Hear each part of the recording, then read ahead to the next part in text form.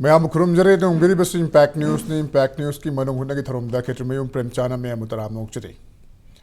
Manipur using ising wabagi maru in the Infal area, ising Pangdabaki Madik, Kudung Chadabak Yama, Mayok Nari, the Makbu, ising Pang Riversik Kadino, Duga, Kadigitamaka Pang Ribano, Aduga, ising Hork Pumsing Equina, Karamba, Koi Mui Begita Winchindagi, Koi Mui Benato with Tabaxing and Maram or Kanda, ising Sing Pangaktabano. Masidana lengak na karam plan tawba yabage long term vision chingba kayama thorang to hogdriba karigino haibna chingba wafam sing asiri jompam oirakanda ngasi koin thamjariba topic ase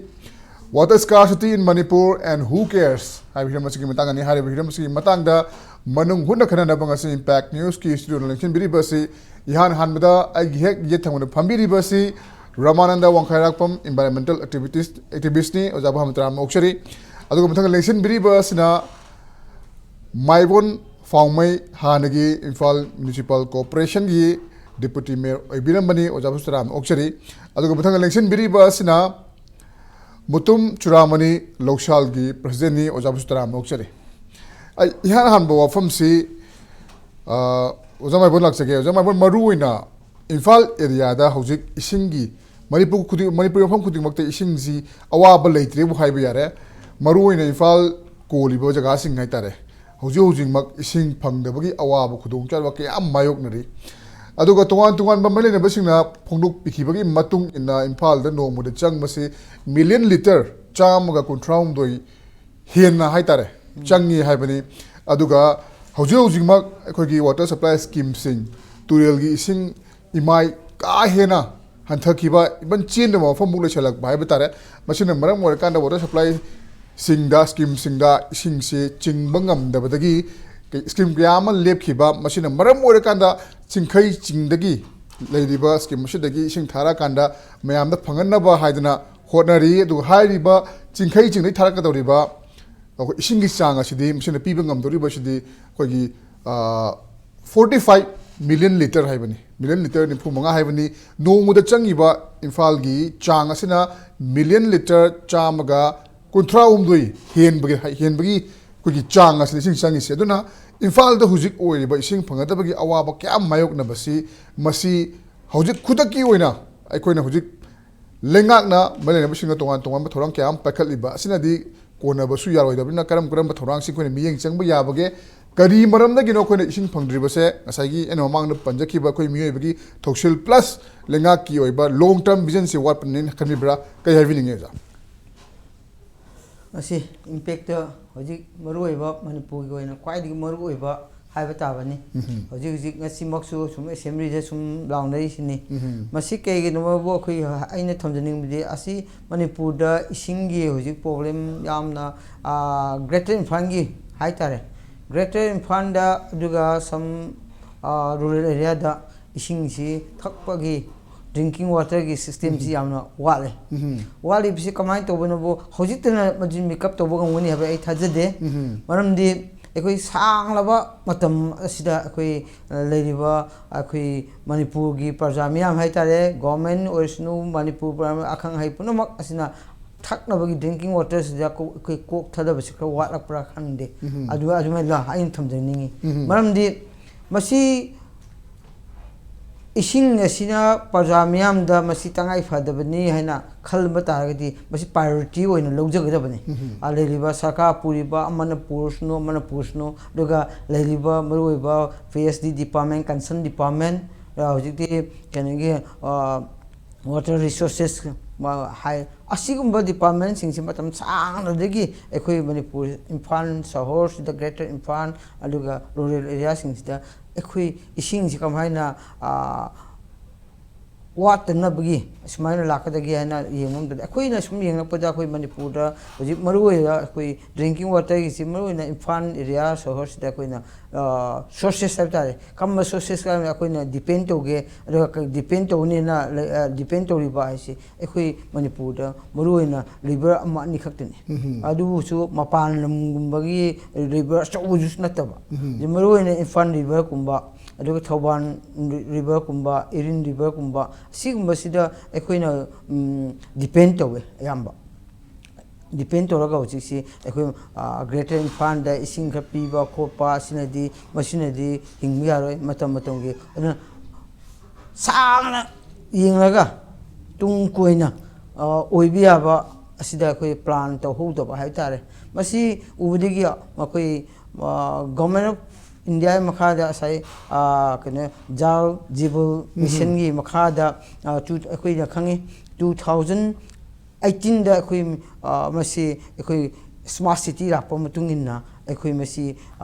municipal corporation asida masi fund si lakpani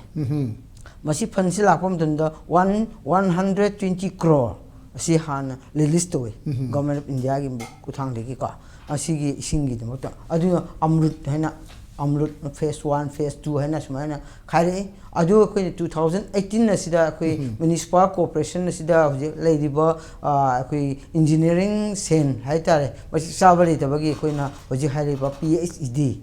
aga ko municipal corporation siga agreement makha amada mohoida deposit tawraga moina moi engineer sing moi ge technical engineer sing ayam lebenina moi de men moi da ko na pisa si deposit tawraga masi ko greater Imphal manung haitare ko Imphal manung asida ko jik yung pipe phum am the phase 1 phase 2 greater Imphal manung almost phum ni basi ka koi PhD department of phum ni basi hoji khata soiba habitare soiba habiti phum me adubu masi connectivity je connect to base ajo hoji contract pitho pasina moina phum hoji suni ising ji hoji singkhai da hai singkhai singdigi na honorable simchana hamuk toraga hangdoraga kha thare thabam tumda kanagum khada ising phajana phange kanagum te phangde thar asu adu kaino bo asai haribo pipe fumbagi problem se leitaba natte kanagum join phajana to hodoba aduga pifam thopu pifam doba aduga connectivity se khatang wapagi koi asing bo shortage le dubu maduna ising purpagi ni sing adubu permanent oigi haragadi asi hujik laiba koi asai haikiba anchor na haikiba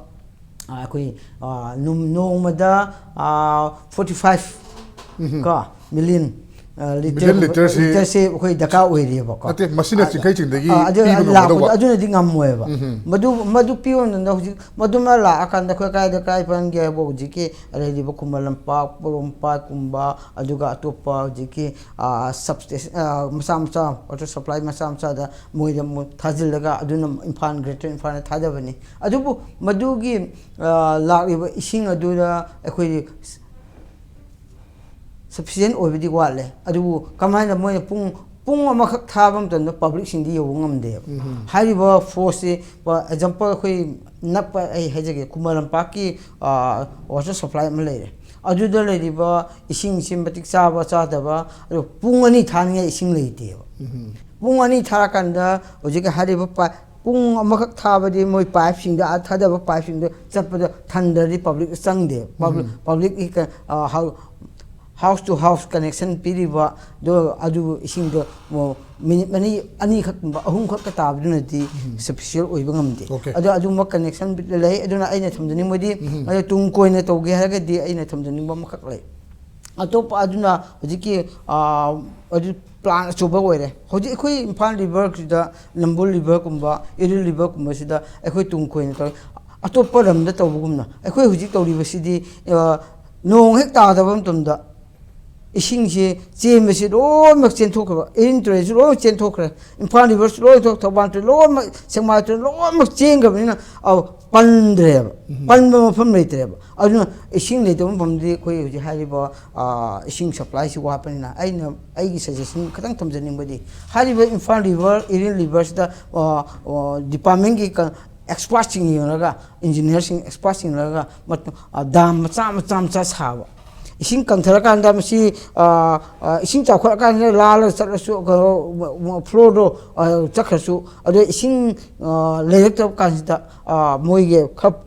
tungno leina bagi tungna nainabagi dam si jik pamambo infant trenda sida saraga da sida phangdaba sida sara sida ina smana plan ma ya lagadi so ina ising tung legadi madu matam khari sin le yai ba ko aduna to tunghan da vida prop chakre season ma lakri phau ngai na re adu di sing magi asoi ba yam lei aduna ma sing ba se kumna department concern na taraga koi kha phansi kha thadaraga yam phajaba idea ne jan thambiri ba se maru oina akoina lauri basing si akoi water resource akoi source se surface water adu ground water so ibne do surface water turian gumba pat gumba leidiba mayam si tangsalakpa adubu turian sing leidiba ising asi tapna som chentharaga magi season ama ngai bagi mahutta koi mafam sing haiba tare dam gumba saraga ising si tunghan ba yabagi adugumba koi thorang ama lengak na long term plan ama galore na paket piragadi hojik thenari ba khudong chadaba si thengada ba suyai haibani duga nakal lama romda singkhai chingdei pirei ba sing asina kona ba wagani haibani hojik chu phangda mayam lei haibani mafam khara phangaga masi piri haiba yaro haiba wafam duni ai makha tarak pasi ojaramanda maru oina ngasai jal jiban mission na panbikhre jal jiban mission si chada humpudra khogi humdra manga si ekoi phangan kre haidna lengak na tattan lauri mokhogi achievement da mayam phongi adu masi tasengna phangbra haibadi masi phangde haina miyam na do wakat palai even aigi lam oreba kawa da pawoji singa mata phangde hana phangame phangambrusu hafta amda amuk phangi hafta ani munda amuk phangbagu mayam yawi hojikna muising tang matamina amuk sungphang phangidre adu sugum basi mayam amasu lei adugi mathakta aina ngasai topic ta koina hapsariba scarcity of water scarcity in Manipur and who cares kanana thoksabiri bege haibani mani thoksabiri bege in the sense lengak oishanu ekoi miyam oishanu ising se kannaba ising se tangdana karamba isa ge ba responsibility to lauri bege haibasi yam chauna hangningai oiba wahang oibrana khanjara kanda topic sida soina who cares substance jarini maramdi chingda kogi Manipur gi lengak paibiri belu chingbusinga su phongluk pikhiba leire Chujampur da ching loima koe mafam khuding makta khoigi buffer zone sing haiba tare spring source loi mangsale aduna maram ore kanda ising se phangdre haiba gi wafam thu chaung lari banina khoi citizen khoi mayam su masile sida care lawdaba singi matangda plus lengak ki site ki su tawum thukba khra tawraga su masi long term oina ising wari ba phangdriba si kadai da soi bino haina long term plan ama tawrakpagi masi thabak to onthokna ba kanna chakhalakpagi ma misi ta daba aduna maside sida ising phangdabagi chawna maram ama oirabra habi wafam sida ozai kai waklon lebi bage maruina jal jiban gi hari ba mission asingi makad rural area ne ama moina portable drinking water pi gani na hari ba si duma ko phangdaba ngam ma leiri chi da table phanga so phangdaba kyam leiri hai ba si koi miyoi kyam na wakal ko sum yawi kai habi ni ja Madugi Jal Jeevan Mission ki hek lakthingai mangoina na akhoi hujiki akhoi municipality ki amaru oiba akhoi Imphal gi management da haibdare akhoi yengsilliba municipal corporation gi kanosu akhoi kanosu deputy mayor zo biramba akhoi ozamai onna thambiramba very important point ai si from the horse mouth never lies ai di manung gi laiba sarkar pairamba ai di the municipal corporation level da Parakpada an important point amaina uzab si kaino matamda akhoi basic services sarkar ma chalaiba city ma chalaiba state ma chalaiba seista akoina state amagi duty se akoina election mayam khallaga MLA minister mayam khallaga moi responsibility am scenery ne chauba power ma chauba paisa ma adugi responsibility sinabasi akhoi basic at least basic akhoi hingbada changdaba yadraba machak mathum mayam si su yengsinanaba pot amaneba adubu aina usabada masigi akhoi drinking water hairo hoji khanariba dagi public transport hairo non existent public transport sui leitraba si mayam kuch chanaba thabaki am khangde bazar chanaba khonaba mayam ja nil ne akhoi auto chali sidi mayam upai te na puthok chaba upai ne public transport sima nil ni road conditions sima saida amani khatang phajaba man bai wani road conditions sima pasiju mayam gini waste management sima akhoi khana dan lairam ni waste management ma thabak ma tawdrabani adigi agriculture gi farmers ki issue ma thabak tawraktrabani livelihood is ki thabak tawraktrabani aduna कराइदनो all these years mamangi sarkar hujiki sarkar sina कराइदनो moi मैम सिना तौरिसी करिनो है इसी खितंग ज्ञान ता दबा हाइतारे हाइदी येंगु बुदा हाइदी लखत पयाबा थबक म हेक ओइ दबगी थबक सी मसी यामना कंसर्न ओइबा अखोइना करम्बा politicians सिंग नो अखोइना खल्लिसे आइसे I think it's a very important अखोइन प्रजानसु खनबा मतमदा कनानो खल्लिसे आइसे इंपोर्टेंट ओइरे एन खल्ले सी मतंग द केनोदा long term vision ngaki 5 years sugi na taba long term vision ubangamba अखोइगी issues मैम जे address तौबंगamba दरकार ओइरे बुसिति अदुना अखोइगी citizens की अखोइ responsibility voters की responsibility ओइनेन खल्ले नतगदि साइंस सुंबा मी सुम खन लैतारगदि अखोइना अखोइना कंप्लेन तो हमजुंग ले रोय केनो दा अखोइना मतिक चाब मी खनबा हैबम तकाले अदुना फाउंडेशनल आइडिया ने वखंदा मयाम यानिंगबा यानिंगदबदि खंगद्रे अदुगा जल जीवन मिशन की मतंग से इट्स प्राइम मिनिस्टर मोदी के I think it's a very interesting idea को इंडिया पुंब की ओइना drinking water portable drinking water pipe तकी इसिंग थकपा याबा युम खुदिंगी by the year 2024 maybe कनोगी मोई इलेक्शन की टाइमिंग तौगेरा तौरोगेरा अदु नतबदा बट वेरी गुड आइडिया दा युम खुदिंगी अदुदा सोर्स की अदुदागी इशू दो चंगसिंद्रगसु युम खुदिंगी पाइप वाटर पुसन बाहाइबने चिंगसु तमसु मणिपुर की कॉन्टेक्स्ट हारगना जल जीवन मिशन की 75% हुजिक सक्सेसफुली कनेक्टेड हारे अदा कनो मधु कनोदा युम द इसिंग तारब्रा तादिब्रादी खंगदे बट सैंपल ओइना इना ngarang nahan खरा इना कोइ चटप मतमदा नान सिरुदि चटप मतमदा जल जीवन मिशन की युम मंगा तरु खतंग रे मोय समदबा अदु युम समिबा ममिंग होजे नोय वेबसाइट तुम चंग डैशबोर्ड चंग युम दुगी ममिंग अदगी मागी मपाई ममिंग लो यरम गनी हेदो मयाम एनीबडी एनी येंबा याय एनी मणिपुर की खुंजा मना नोय युम से पाइप कनेक्ट तौद्रगदी तौरब्रा चेदि तौद्रबा येंबा याय सिरुइदा हाइरिबा ममिंग मथा जे पल्लगा आइना चेक तौ मतमदा कनेक्टेड ति हाइरे युम दि कनेक्ट तौद्री पाइप ति कनेक्ट तौद्री अरोंग नोमाई खोंगदा आइना हंगबा मतमदा 40 इयर्स हाइदि इंडियाना कनो तौरपदगी 40 इयर्स हाइबसी अदि ममांग मैना 40 इयर्स हाइबे वानी पाइप हाइसे पाइप वाटर हाइसे मपुनसी उद्री अरोंग नोमाई खोंगजी इथाई दामगी हेक नाखंदा मणिपुर रिवर ना नाखंदा चेलिबा खुन अनिहुम लै अरोंग नोमाई खोंगना पुंजलगा मोगी पंचायत मोगी अमा अदुना पालिनी मदैदा आइना चेक तौबा मतमदा पाइप चेददी जल जीवन मिशन मखादा कनेक्टेड हाइरे युमददी कनेक्शन तौद्री अदुना करम डाटा नो हाइसी हम लुरे 75% नु हाइबिरिबदु मधु इज अ वेरी डाउटफुल ओइबा हाइदि कमाइना कनेक्शन सु तौद्री बदुना चेदा कनेक्शन तौरे हारगा सरकार की वेबसाइट सु सेंट्रल वेबसाइट नि सेंट्रल वेबसाइट तदी इन रॉन्ग इन्फॉर्मेशन पीरगा आदैदा कनेक्शन तौरे न हाइरे सोमदि कनेक्शन तौद्री चलगा दम हुजिक वेरीफाई तौबा यानी ngasi maki zum verify tau madam da connection ni taude aduna ising ta badun tongan ba ma source si dried up tawre mafam da aduna source of dried tau wasigi discussion tongan ba discussion ba tawba ya adu di akhoi gi aran ba information aduga madu long term mayam gi khanba ngam da bagi kano se sumbadum yam phajana reflect tawai haitare ne every थिगलु मतमदा corruption मैम थोड़े नत्रा अखोई हे थोंग हांगदोबदा बखोई कनोमा बोन्स मैम तारखदो फताव हाउथि मैम तारखदो अदुगी पोटसी थिगलुबदा येंगबदा खितंग वान थोय हाइतारे मदुना तसेंगना मसिगी मयाम की प्रजा की खल्लिब्रा हाइबे क्वेश्चन जिना आई थिंक आई मददु वहुदो कन थमसके ओके मथंग से रसुरामने कोगी लौ सिंगु बसु कोगी यामना मरुइबा कोलंगम सगी थबक सिनफम अम ओइबा अदुगा तोवान बा स्कीम सिंग तोवान बा कोगी थौरांग सिंगदा डबल क्रॉपिंग ट्रिपल क्रॉपिंग हाइदना फार्मर सिंग इनकम हेंगदौरि मिनि हाइदना लाव खोंगबुदि am tawi du hojik che lau unaba ising khongi ising dilaidana koi thakna bu leitabadagi mayam ware paisa piraga leige haibokta yam wana phangbagi film malai aduna masi अखोगी irrigation system लेरी अदुगा system लेरी बसे अदम ममांगाइदगी हौना fail ओरगा लाए अखोई irrigation से याद्रे हाइबगी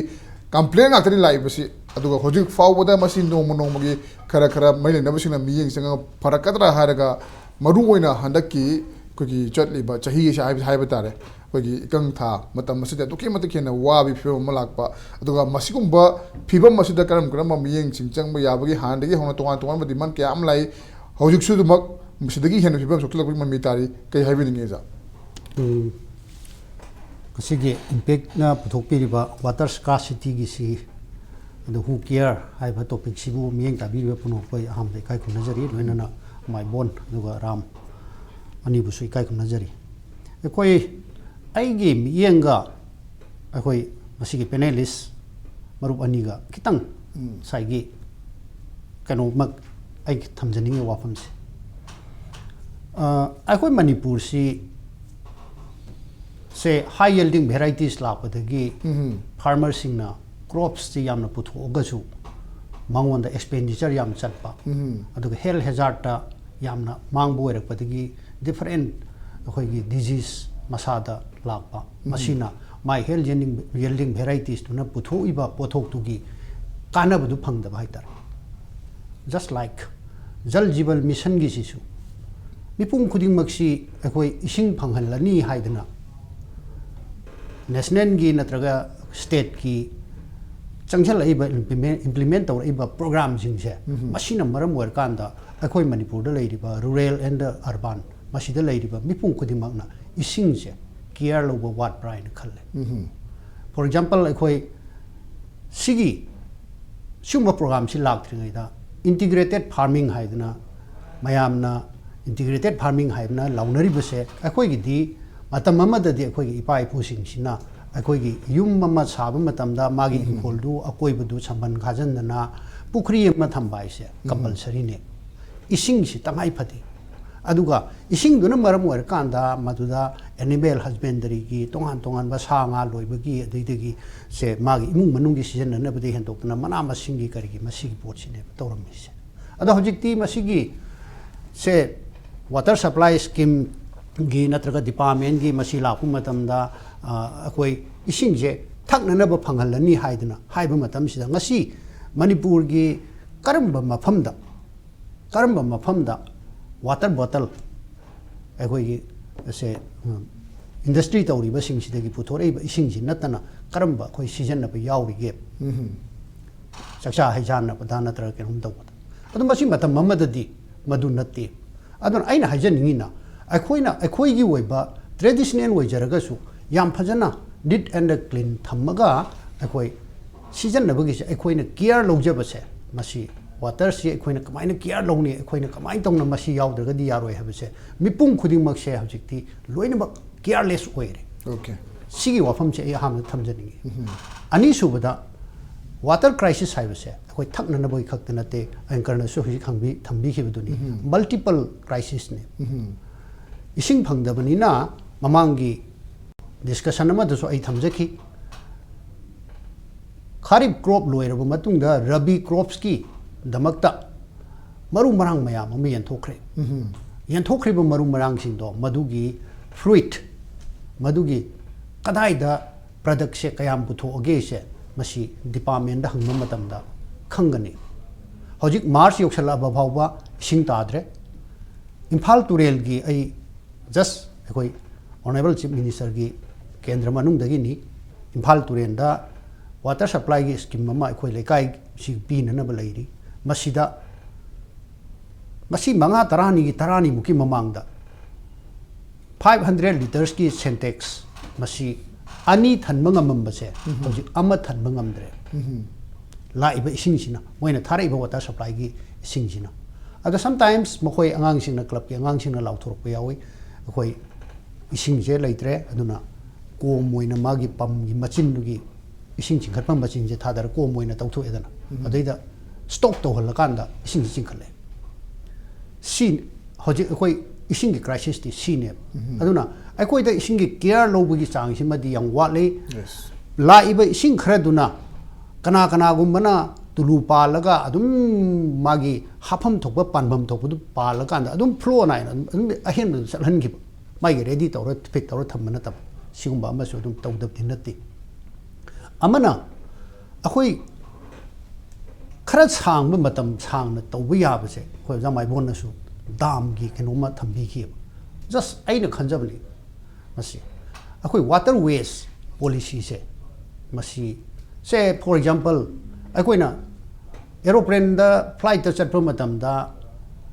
aina isana sitta tongana flight manung da tonghuraga aigi luggage sing du cargo da karai no ma moina arrange tau gi madugi system du da akhoi compulsory ising se thamna na bui damakta water waste policy ma idi to bom tok prai na khalle long term policy gi damakta se imphal river gi irin gi adi even yangoi marine gi si media mayam chatnang halaite akhoi thi guding gi sengtu eba akhoi ramanda loktak ki damakta yamna thawai yauri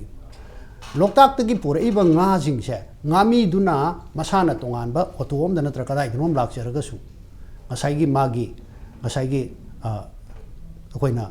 flight ta token ma pibudo adu maina mai po tu pi kan na masigi kadai no terminal sama apam ma lokot phamam semaga adu wargadi masi compulsory wehen bai tare compulsory wehen taragadi government da su income lakani aduga traffic ki kari pot su anu oine ba ado haiba isingi lap ising da lap na bai lambi se masidi compulsory ising du tham da ba ya roi ba adu ai taragadi ngasai gi meter manga dei tara bhawa ludragadi ising jel adugi bed to the later gadi river bed to the later gadi he do chat pe yaroi damni na madu bhawgi thak du de koi rainy season da natra bhawda madu dagi ising je kangdana bai damak to madu gi thorang du de koi tau tai se khudang oina brahmaputra project ha adu ada project na mayam am di tauri ba kanada bada akoi gi retaining wall mayam am salli hoji madu makna hekta akoi ising chau hi dei ta kaira abra hai bidi natri maduk ma mafam sin da bawo paisa di pangta da thadari hai ri mission jing du gi adu ai tar ga di akoi na masi gum masi yang kan da water waste project si thorang to bir ga di ai di ising se akoi manipur yam wada na phangne khali manipur gi rain water rain nung ta ba gi sang si di mayam hentong na hen ta bang hak ta ni 1200 to 1400 chahi khuding gi ta bani hoi thengba ngan ba du gi wadi amani aduga ising ta bagi sang si di manipur di enough more than enough akoi tari excess way na tari adu tar ga di ground water da ising kayam leiri ge kai se khoi yengmam changi kayam lu na leiri ge si yengmam changi hen pam marang kai na thambina na ba na bibam changi water supply gi natraga water resource ki department gi gari machine hengkat handana makhoi mayam marak si de kadai da adung water supply scheme jing du ge por na pi na no na bibam changi aduna akoi gi di ising season na bagi mawong si jo hojikti awareness am changbrai na khanje pe laiba akoi ising se masi hojikti ising je ware chana na ba thakna na ba ising khakta gi ni ko woidoi se aduga se sigumba piju pijam bagi natraga ising maising leiriba magi kitchen garden gi chai bagi khorpi masi ti togurbe ruga amga khak changi ba awareness am su changi ba hojiki leiriba jangchar si dai hatare okay sumaina han mai tham okay maruina akoi kana na bu ising se thawoi na khanbiri bagi haibani ising gi damakta koina ising se yaugdraga di koi hingba yaroi aduna ising se yok na ba ising se tham na ba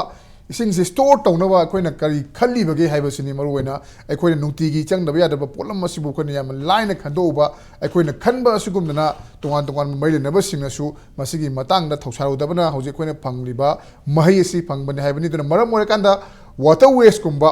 aibdi isingi lambi gi policy ma thorang ama sembi re kanda lairiba khogi turen sing asida water waste sembi daga haidi mafam sing asi water waste wadabna ising lambi wadabna ising leitaba yaroi haibagi koi pandam maduda ising si laina bo honarakpa matamda madu matam gi na ising warakpa matamda madu gi lawraga su ai khoina khara makhai di khudong chaba phangani khara makhai di awam hanthagani haibani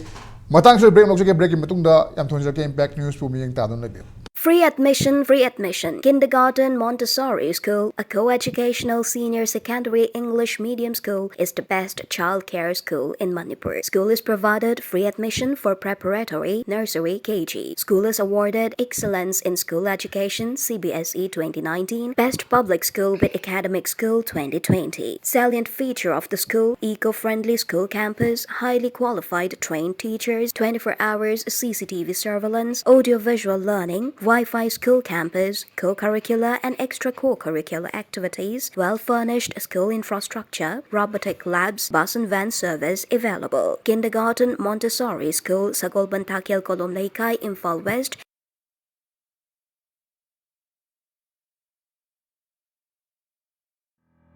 Lengshin Bidou,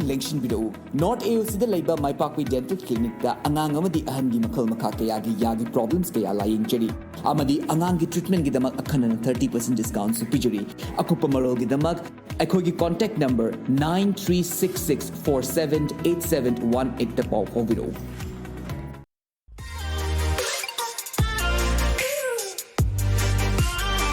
Presto Personalized Wonders, Imphal da nauna hangdokjari, Haidibasida, personalized gifts, corporate gifts, awards and mementos, home decor, office rubber stamp na chingba, potlam sing, mafam asida pangbigani, ngasi maglangsing birau, Tilak Ras Enterprises, Presto, Tangal Bazar near Kasturi Tong, Imphal.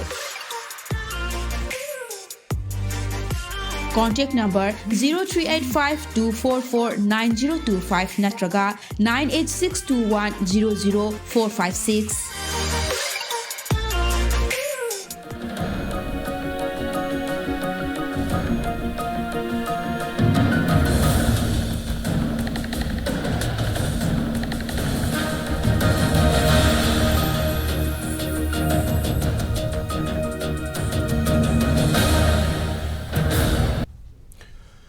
Break in Matung Maya Mokatra Moksharing as when Canam Libasi, Sing Tanglakpa, the Sing Subu Kanana Toy and Lonely Bagay have a hidden scheme Matanga, Kanajaramani break in Matunda, Ozomabun Maruina, Queen Pal Manunga, or Manipur to Jagasing Diabeta, Mapam Sing, the Sing Tang with the music say, private tanker sing, the quick sing Lainari, sing Quiswida, private tanker, sing later among book, Pangalator Mohatare, Karakak Matana. Aduna maram orakanda hojikse unregulated oiba mawong da haiba tare price se yam hengalakpa hana lekhogi liter lising amada cham yankhai chani yankhai yokuri chahum yankhai cham yankhai hojikse da mukcha trade phau yobagi phibam da lakpa hai tare aduga mu ising sing si turin dagi ising singkhat pase phangdre aidana scheme sing lepkhre aduga private ki leiriba water tanker supplier sing hai tare Maku sing su cham mana turial li ching nga chemi ni aduna masi khogi regulation am su thamdaba mamal su makoi na hengan matam na miyam na wara matam china miyam di hujik lising pi su lorogi hain lai rabani habdi thak tabadi ya tabani na aduna maram or kanda hoi ngasi mak mele level sing na masi matang da mathangi khogi thu matam dai tare chahi amani chida lo ma sem gani habi wafam di fono kiba su laki aduma pu hojik audio film masida masi immediately kay gum makray yang hawdra gadi ising si phangdabi yadabni na mamal se duki matik tang bani na miyam da duki matik khudong chado kya mayong na bahai tare masi matang gadi kari thamninge sa maru ebani hojiki to khaina hojik e Manipur da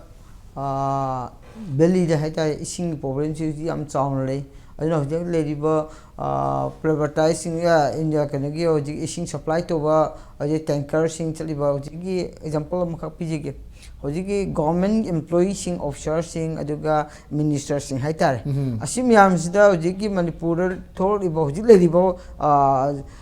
situation da ising si awabam tum sida leriba Manipur da khra piri si je porumpa ki water supply kumbalampa water supply duga haingang longi duga sige Kangsup tigi khara lakpa khorakpa aduga sigumbagi isingsi lokhatlaga hojiki government gi employee singi imung officer sing imung da government gi tanker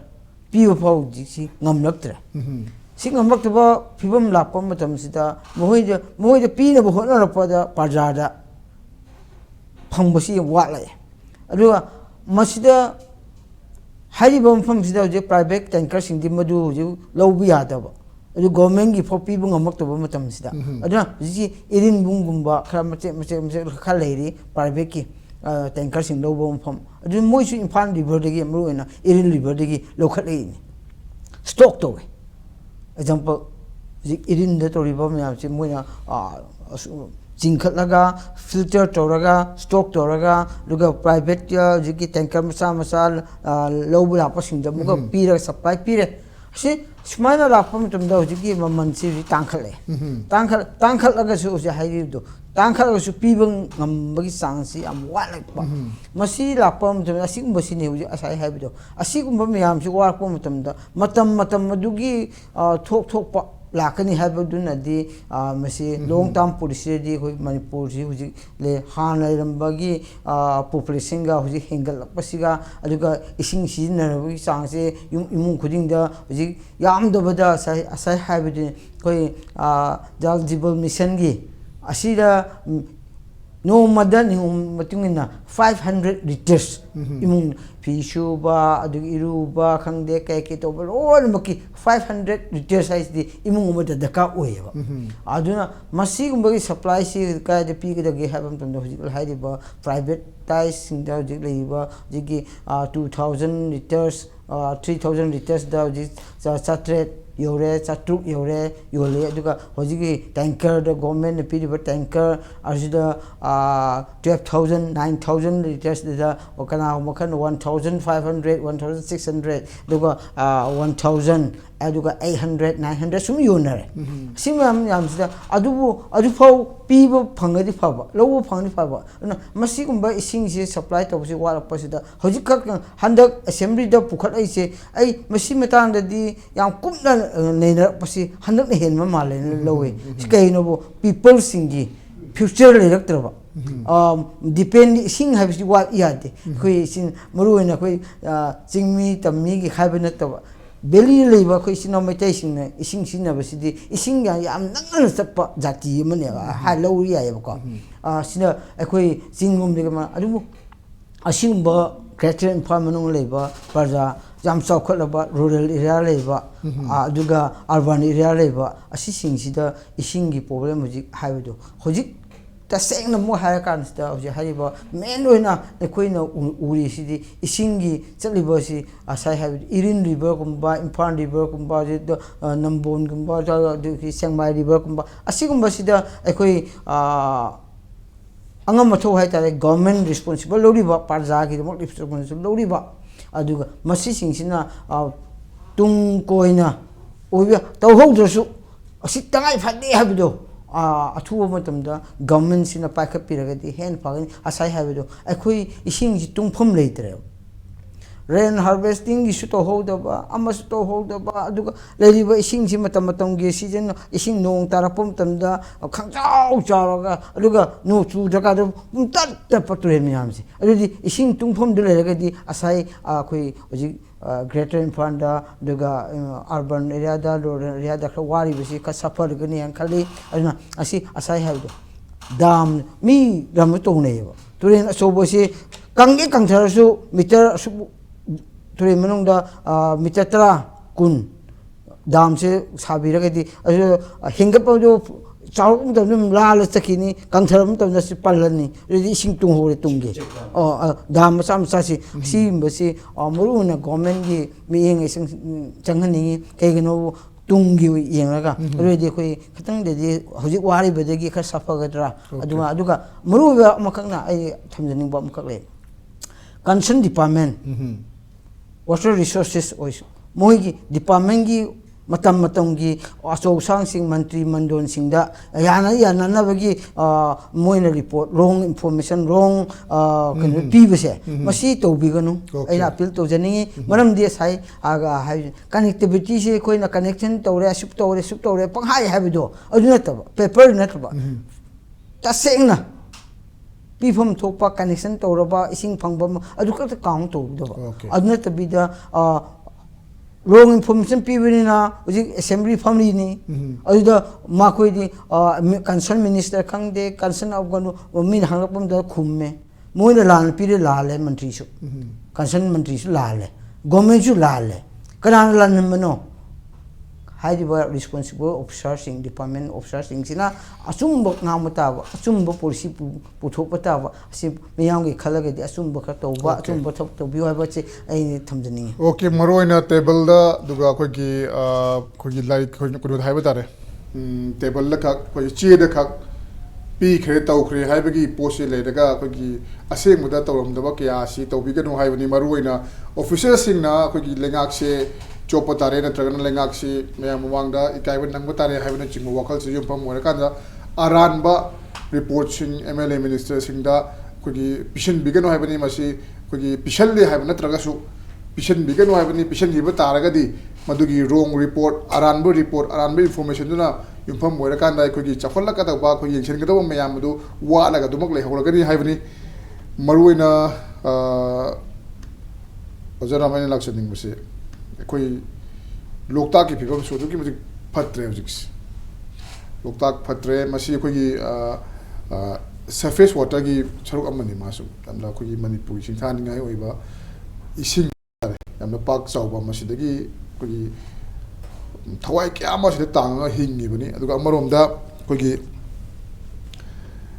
तुरेल पंक्सलकपसे तुरेल कंसलकपा spring shows मंगसलकपा मयामसी अखोइना उ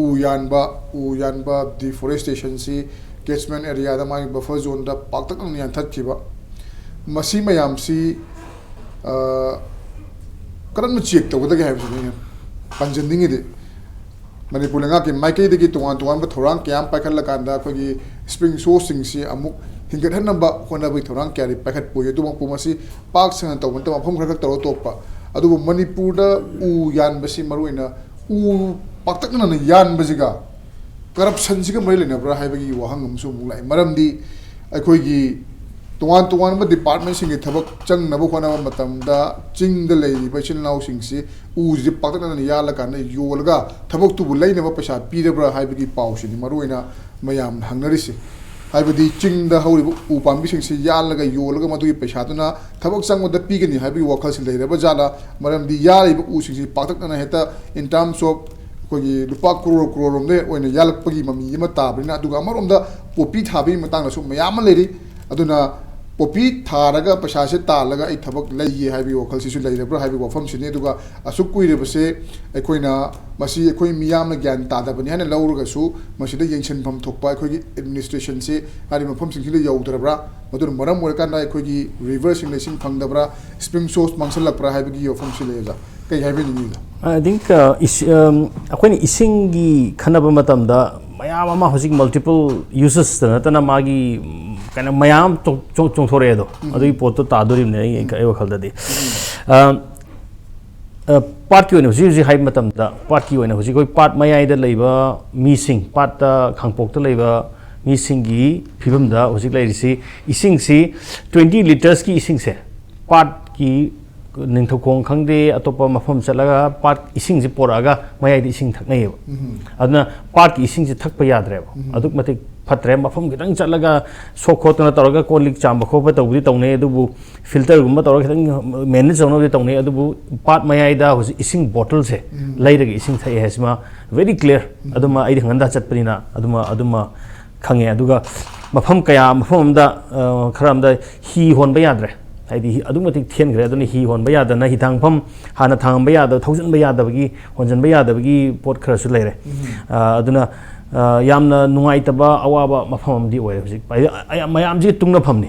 तुंगना फमसी फत्ता हौती इसिंग पुथरिबा फत्ता हौती मयामगिसु pollution water pollution की पोचिसु चो इशू हमनी ले अदुगा पाट मयाइदा लेबिना पाट मयाइदा लेरगी इसिंग थकनिंगाइ लेतबगी इशू से अदु इसिंग मयाइदा लेरगसु इसिंग थकनिंगाइ लेतबगी पोटने लोकता की वारीसिना अदुगा उजिकी इसिंगी मतांगी मथक की अपस्ट्रीम की कैचमेंट एरिया की मथक से तौदोसे अखोगी चिंगी अमा कैचमेंट एरिया की उ कक्सपे अमा वैली की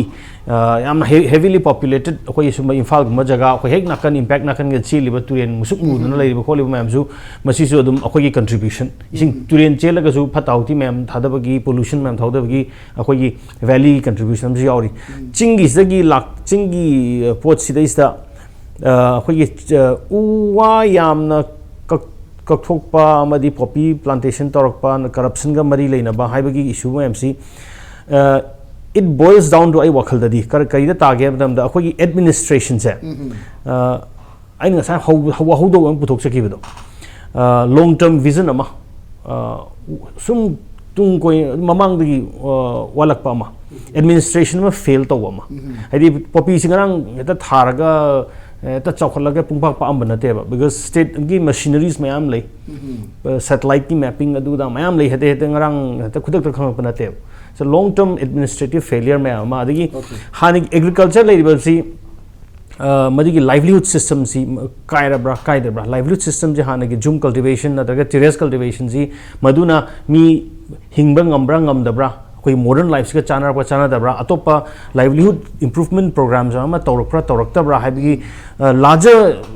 kano ma koi popi wi chatlaga yanthadu bagi thukairu bagi aduma yam appreciate tawtar ka su long term understanding hana understanding ma long term kano ama khanba machangi hariba madu kumaina kaidobagi tawri no haido madu ma yamna understanding ama chang rahina khale aduga aina matang se amtang thamning basi water gi issue si lokta ki oigaro imphal gi oro valley gi oro ching gi oro emergency crisis emergency situation amane aina chithi ma kano da thine Facebook ta thine 5th of February da akoi gi MLA ukrul gi MLA akoi gi honorable MLA Ram Muiva na iba chief minister da iba chithi ni sai za haisi water tanker ukrul da water tanker emergency basis ta manga PBU haina deploy to biu na immediate deployment of 5 water tankers in Ukrul and Hundung district headquarter aduk mati crisis oire ising si hoje haiba 12,000 liter the infal da lupa lising amaga changwa pi base ada 5,500 se we know bazar da piba maman ni 5,500 for 12,000 maman ji adu da lege phangoi ni ngai du ni shirui di laktoi ni ada man hai si I seek your personal intervention to rescue the situation and prevent outbreak of epidemics, agitations, civil riots, untoward incidents by taking the masigi si ising je later this wine tholok patare haidi mayam khanak patare riots tholok patare haibsi adugi MLA gi report neba chief minister the mating pang bio ki tanker manga khatang emergency deploy to bi say this is si emergency natraga di karamba emergency oidona water gi emergency thobne haidi mafam atopada Pithibi yengna matamda emergency si water ising leitraga di leiba yaroidini mafam se uninhabitable orakadini haidi lei hingba yaroidone ba aduma that is one issue the other issue aina pukhaning bise ga da leiba ngamba kangbu di leiriba adu upai leitana leide yadab hingdab yadabna ising du leitabna kwain tawge da ising bu leiga ising leina na ba paisa do krai di lokhoke da divert toge ha da angangi sangom natraga angangi natraga school gi fee pi bai muhutta ising leiba haidi access to water ina khunbagi kharaina paisa pai bagi aduga paisa supai pai da Manipur ri BPL je wangra poni more almost 50% je BPL maya leiri ne madu mayam du mayam ising je kamaina leiga de ge ha pot se madu gi structure mayam je khoi gi states ki government kano sina khanga da ne kamaina ising si leitre haraga ising leitre khoi pi ba ngamoi na khanariba ai tareba notification bu thoeba but ising di pidaba yadeba state ki mathoni ising pidoini ration tawgadamni combine coin kyam pini kya pung kya pini yam kyam sinagani ka hase ration tawgadamni system tawgadamni ba laira mayam sin upai leita laira ba amdi ina khunma upai leita na angam leina bine tawna rise adubu laira gi particularly aina ngasi thamjani se combine ising se laira ba sing da combine ising di yohan gadage haibase I think very important natragadi moina divert tawko matam da school fee piro oi angangi sangom leiro oi natraga tawgada thabuk mayam ma tawroi da kan ising leida ising di yaudi adamna natra adon madu issue mayam chauna id madu khana ba darka lei emergency oina madu mayam du valley centric discussions su ohening de chingi mayam su hojik hairiba chingi ukhul gi tawrai se adon atopa district mayam su kari leirige se aduna handiki danja si lauraga extensive survey, extensive research ama darka le karino hayda climate change lakmo tam se isa major crisis thok pa yari ba aduna preparation am change ba akoi gi city sing akoi leiba town sing akoi leiba village sing se how ready we are akoi se climate change ki situation yam extreme weather lakmo matam da kari tholak da ge ha se readiness am change ba climate readiness am change ba madu yam important oi ne na thamjani okay aroi base matam jule saktamina rasuram ni maruina इसिंगी अवाब से कोई दिसंबर ने अप्रैल फाव से दम मसी खर दम Y से खंगना रगा लाबने अदुम पु मसी मतम मतम याने याना मदम लोशन खरगा लोरे कोई नोंग लानी दुगो फरनी हाइबगी वकलो नम लाइब से मसी मसी करम मियेंग चंग याबगे मरु वेना मसी दम एवरी ईयर खुदिंग मकी सही खुदिंग दम थो ओले भाई तारे अदुगा अमरोमदा अखोइना इसिंगी मतंग से ngасagi long term plan amadi mathau tare do mathau ta basi सिगी महत्तनि को होजिक मखोइना सही खुदिंग यानी याना बाना चटलिसे अदुगा लैरिबा इसिंगी प्रॉब्लम सिना मरम ओरकांदा अखोइगी सेटमेंट लोन हाइतारे अखोइगी इकोनॉमी दा यामना चावबा चाइफु मन नंगदोरे मरम दे अखोइना नोंग ताबा गाइबा इसी अखोइ मणिपुर सि नोंग यामना फंगमा मफम मो ओरगसु क्लाइमेट चेंज ओना अखोइगी मालेम पुंबगी ओइना अयंग सागी खल नोंगु नुसादा अहोम लाकपसिना मागी रेनफॉल पैटर्न जि हाइतारे रेनफॉल पैटर्न से अखोइगी pre monsoon post monsoon monsoon लाइगदबदो मदु अमुक्ते चुसलकपगुंबा अदुना अमुक्ते चुसलकपनिना याम तेन मतमदा यामना अखोइगी अवांग चांग बोलुम चुरामिना इचाउ तोपगी चांग मु लैबा मसदे सिदा लेंगाकना नोंग असुक यामना फंगखरबा अदि मतिक चाना सिजिनबि याना फंगिबा नोंगसी यस एडमिनिस्ट्रेटिव फेलियर्स चै सांगना लाकपदगी चिंगी मफम सिंगना यंगछनबा ngamudre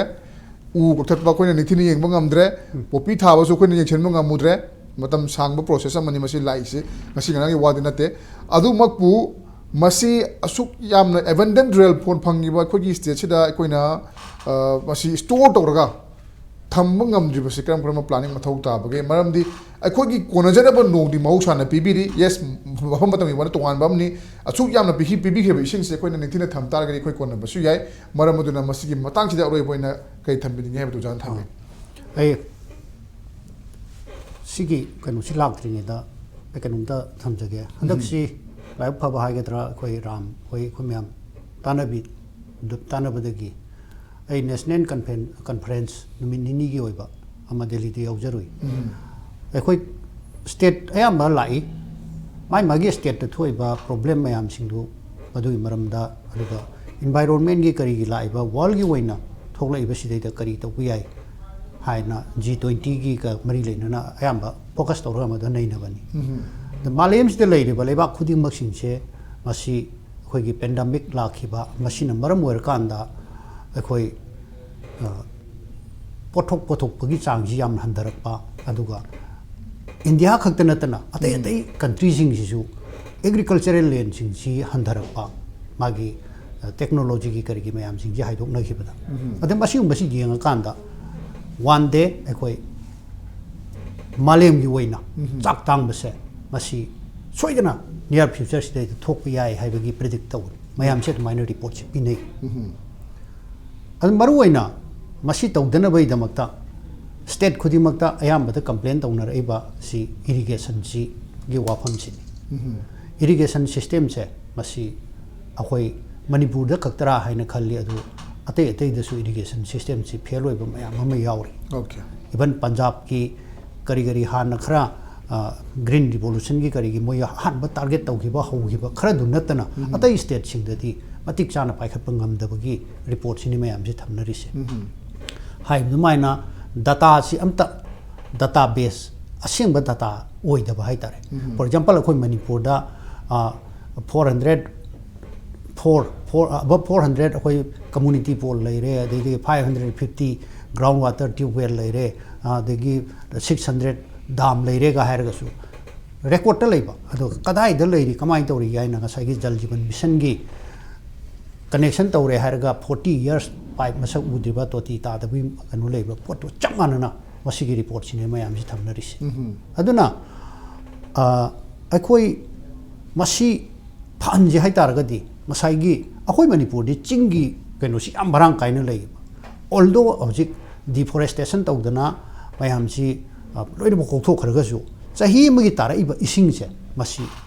akhoi gi chingkhong si da ching sina koin question mani na sai gi anchor na thambi kha spring source hai do madugi spring source ki masi gi akhoi gi foot hills ki area si deida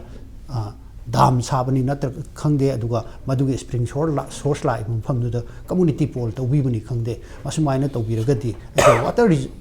rain water harvesting gi pot che yam marang kaina to bu ya gi ne na khalle okay adu oi taragadi phani loina na akhoi ngasai ground water tube well se masi karam mafam da kari afam mafam da leiri ge so di technology loi chaw kholabni na loina ba si mafam je phangi sing je afabni loi khangwa potni kayam yamna depth kayam luna ising ji phangni ai loi khang potni adana sigi isingi kenu mayam sing je khara marang kaina hutpi ba tube wells haitare masi maru oina khara yam hutpi ba aduga sigi community pool sing je masi barrel area sing ji deida spring sourcing sidai hiyang lakpa ya mafam jing tau bi ba aduga ching da su forest department ga loinana akoi gi yam toina akoi forest ki kamu ga su dum phamin na wari sana har ching sidai da slope chendar ai ba sidai da sang ma gi foot ani ahum gumba masigi lu na tau thok pir ga thamma ga di ising ji pha ba gi chance yam lei aduna simaga tawbiraba aduga 20 years ki aina hek haje ai handaki conference to so ai thamjarami 20 years ki khoi target tawbam khak changi khara thuna chawgan ba usi maru chaidna khunbi na tawrkanda afforestation si amu hanna tawhan ba adu tawbibam changi adu afforestation tawna na bai damakta di akhoi manipur da di power kambuna means power leiba kambu singna popi thabani aduga popi थाबसी थिंगसी नत्रगा मणिपुर दगी drug की issue से लोशन जे हाई तारगदी मरुइना ड्रग की मपादे पुसलपै दि खंगजद्रे अदुगा चिंग द पोपी थारेबे सिंगसे मसी कंट्रोल तौजे हाई तारगदी आइदी सिंसियरली गवर्नमेंट ऑफ इंडिया की होम डिपार्टमेंट ना तौबम खक चंगे न खले मरमदी खोय मणिपुर दा 50000 सिक्योरिटी से डिप्लॉय तौरी बारमांदा मींस सेंट्रल की तोंगान बा पैरामिलिट्री की करिगी 5,000 मुक्त वरंगने बा वैली एरिया दा डिप्लॉय तौरिसी रिमेनिंग 45,000 सिटी चिंग दा डिप्लॉय तौबने मखोय दा सिमाइना पोपी थान बे यादे सिमाइना डिफोरेस्टेशन तौहन बे यादे हैबसे होम डिपार्टमेंट ना हायर कांदा मोइना इराइना कंट्रोल तौने अखोय डिफेंस साइड की होय अदु माइना तौहन जनिंगी अदु ओइ तारगदी अखोय मतम खुदिमक्ता इसिंगी अवाबसु लेरोय अदुगा मसाइगी मल्टीपल क्राइसिस ने इन हाइजब मल्टीपल क्राइसिस से मल्टीपल सॉल्यूशन पोरकनेब ओके जिकी एफोरेस्टेशन तो बिदन तौरकांद ओके याम फजबो वफमनी मरुइना अखोइना इसिंग तांगपा इसिंग फंगदबा मतमना थेंगनरिबा सि कोगी इसिंग फंगदबा दुखक नते हाइबने इसिंग फंगदबा सिना मरम मोरकाना तोंगान बा खुदोंग चादबा कयामा अखोइदा मायोक नरी हाइबा वफम मसिने दुना मरम मोरकांदा इसिंग बुखोन लाइथो उब हाइबा तारे मतम की याना बसुम चतखिबा अखोइ नेचरना इसिंग पिबिरमी नेचरना अखोइगी लमदम मसि नोंग का हेना चूब मफम मोइना ओहनबिरमी असिना मरम मोरकाना अखोइना चू का हेना इसिंग सि कदाइ फाउबा अखोइना लूना खनगदौरिबगे मसिबु थमनबा मसिबु स्टोर तौनबा अखोइना कई थौरांग तौगदौगे हाइबरि चिंगमुसिंग असि अखोइ मियामदगी मिचमदगी हौरगा लेंगा के ऑफिशियल सिंग यावना मतम कुइना long term plan sing lektaba duna maram morakanda huje koina khudong charwa kya mayok na buni habini maram maduna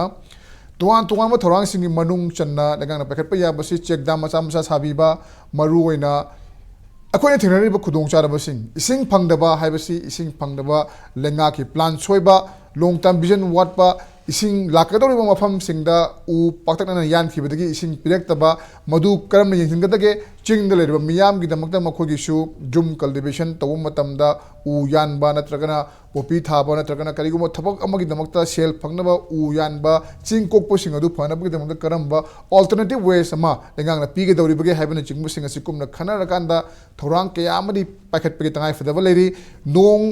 फतना चुबा एबंडन ड्रेनफॉल लेरिबा अखोगी स्टेट असिदा सिंग तांगबा सि करिगुम खुसेम गी ओइबा थोक्सिल खरदि यावरे हाइबसि ताअबनिना लेंगांगना मिकुपना होमसिंगना यामना थापा यामना लॉन्ग टर्म विजन अमगा लोनेना थबक पाखतपगी मथौ तारि हाइबा वफम असिदा ngasi gi onadi manung hunagi thorom asi matang soida lo sinjirage ngasi gi thorom asida panelists ahumagna sharuk yabibagi damakta thagara phonglok chari मसीने ngasi gi manung hunagi thorom asi karam toibage abdu khogi impact news ki email id impacttvnews@gmail.com atar khogi facebook page ta khan be pa yagari ngasi gi onade kaina be thangni jari khurum jari